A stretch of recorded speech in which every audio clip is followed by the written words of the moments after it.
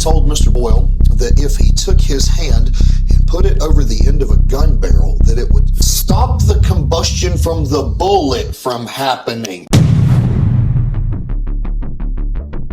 Ike Johnson ended up getting a very unique nickname that we've already mentioned, and that was Ice Pick.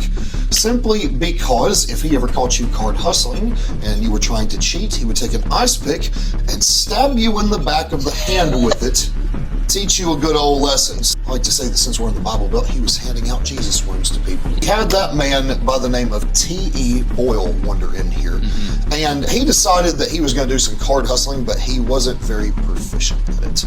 And so he comes in and he starts having a few hands at the table, and as you can tell, this building was built in a fairly narrow manner in that sense. So it wasn't hard for Ike as the bouncer here to try to find him and pick out what he was doing.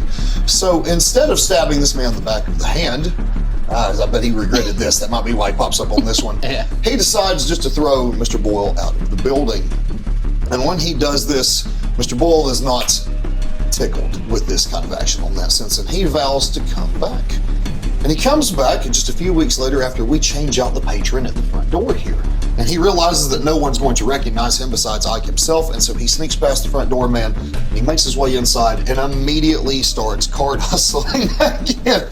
He really did not learn from that first instance. He was really begging for a souvenir there on his hands. He got just a little bit more than that. As Johnson's got that gun pointed at him, Boyle simply reaches out and just grabs the front end of the barrel. That is me. Yeah. That is me. He grabs the front end of that barrel and he was like, "Ha! What are you going to do, Johnson? What's your game plan now?"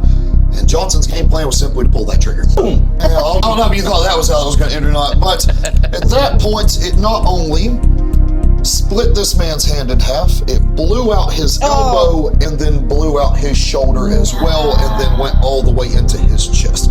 He was turned a little bit sideways there. Ike likes the story. And it came straight up and came into him there.